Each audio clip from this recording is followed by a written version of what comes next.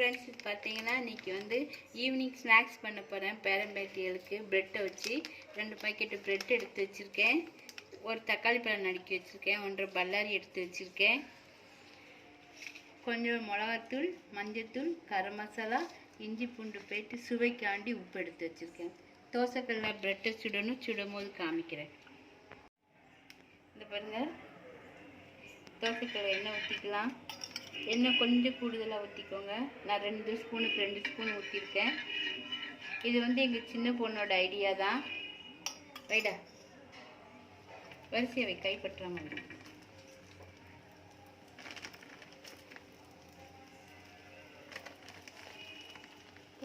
இன்னொன்று வை.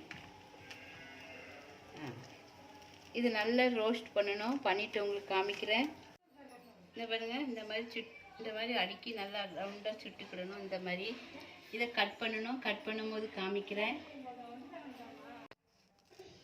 இந்த பாருங்கள், இந்த மாதிரி குட்டி குட்டியாக சிசரை வச்சு கத்தி வச்சு வெட்டி வச்சுக்கலாம். வதக்கணும். வதக்கும் போது காமிக்கிறேன்.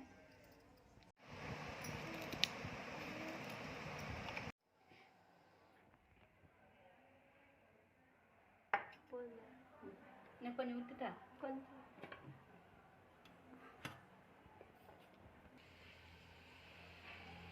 போதுமாடா?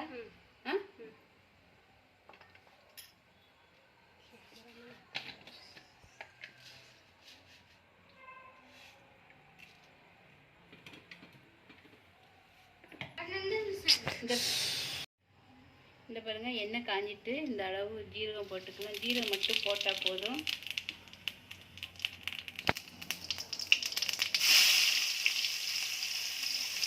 கட் பண்ணி வச்சுட்டு வெங்காயம் போட்டுடலாம்.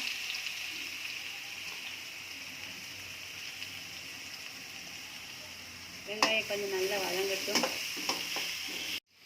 இஞ்சி பூண்டு பேஸ்ட்டு போட்டுக்கலாம்.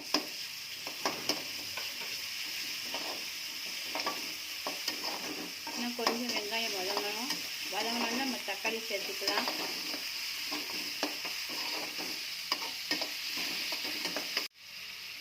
கட் பண்ணி வச்சுருக்க தக்காளி எல்லாமே இதில் சேர்த்துக்கலாம்.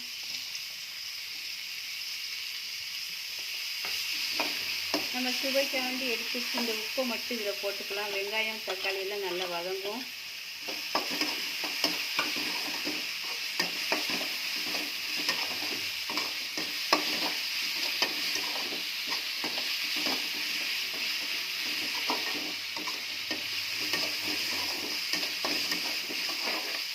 அப்போ போட்டுட்டலாம்.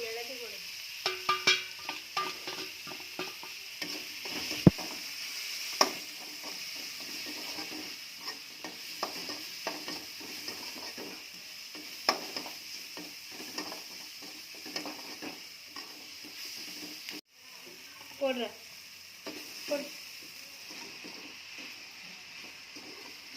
ப்ரெட்டும் இந்த மசாலாவும் ஒன்றா சேர மாதிரி நல்லா பிரட்டி விட்டுக்கோங்க.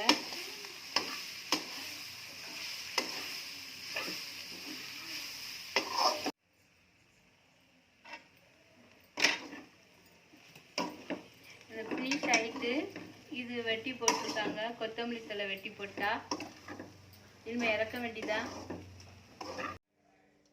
இந்த பாருங்கள், ப்ரெட்டில் அழகான ஈவினிங் ஸ்நாக்ஸ் பண்ணியாச்சு. இந்த வீடியோ பிடிச்சிருந்தால் லைக் பண்ணுங்கள். இது சின்ன பொண்ணோட ஐடியா.